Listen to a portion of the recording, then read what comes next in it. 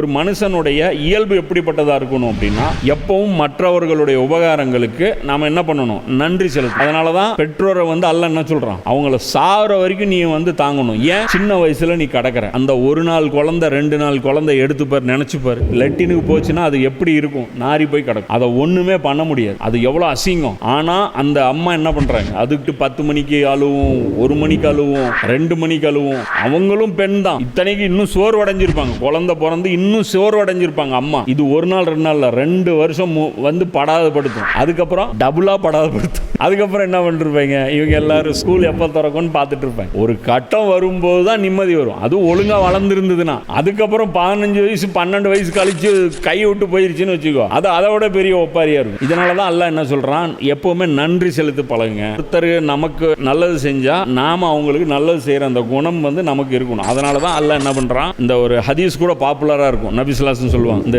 மிம்பர்ல ஒரு முதல்ல ஒரு படிக்கட்டுல கால் வைப்பாங்க, ஆமீன்னு சொல்லுவாங்க. 2வது ஒரு படிக்கட்டுல கால் வைப்பாங்க, ஆமீன்னு சொல்லுவாங்க. 3வது படிக்கட்டுல கால் வைப்பாங்க, ஆமீன்னு சொல்லுவாங்க. அப்போ சஹாபாக்கள் கேட்பாங்க, அல்லாஹ்வுடைய தூதரே, என்ன நீங்களே கால் வச்சீங்க, நீங்களே ஆமீன்னு சொல்றீங்க, என்ன விஷயம் அப்படி? நபி ஸல்லல்லாஹு அலைஹி வஸல்லம் சொல்லுவாங்க, முதல் இடத்துல நான் கால் வச்சேன், அப்போ ஜிப்ரீல் வந்திருந்தாரு, என்கிட்ட சொன்னாரு, அம்மா அப்பா அல்ல 2 பேரோ அல்லது 2ல் ஒருவரோ முதுமை அடையும் நிலையில் ஒருவருக்கு கிடைக்க.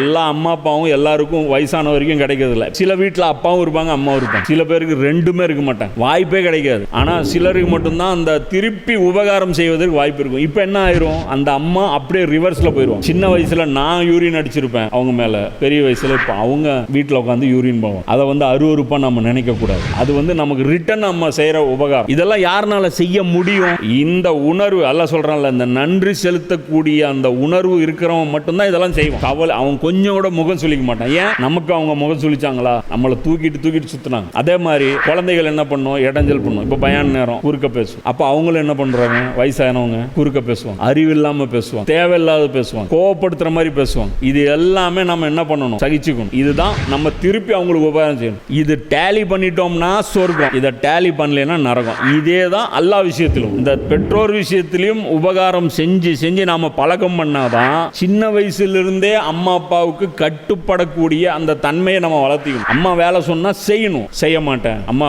நீ போ, முடிஞ்சா எஸ்கேப் ஆகும், இப்படி போயிட்டேன்னா இது கள்ளிச்செடின்னு அர்த்தம். இது பெருசாகி சமூகத்தை சொசைட்டியை இது போய் கொதறி வைக்கும். இது போய் எங்கேயும் நல்ல பழங்களை கொடுக்காது, இது நாசமா போன பழங்களை தான் கொடுக்கும். அதனாலதான் அல்லாஹ் என்ன சொல்றான், நன்றி செலுத்துகின்ற மக்களுக்கு நம்முடைய சான்றுகளை மீண்டும் மீண்டும் விவரித்து கூறுகிறோம். நன்றி கேட்டவங்களுக்கு இது எரும மாட்டில் மழை பெஞ்ச மாதிரி, நீ என்ன உபதேசம் பண்ணாலும் அவனுக்கு அது யூஸே ஆகாது.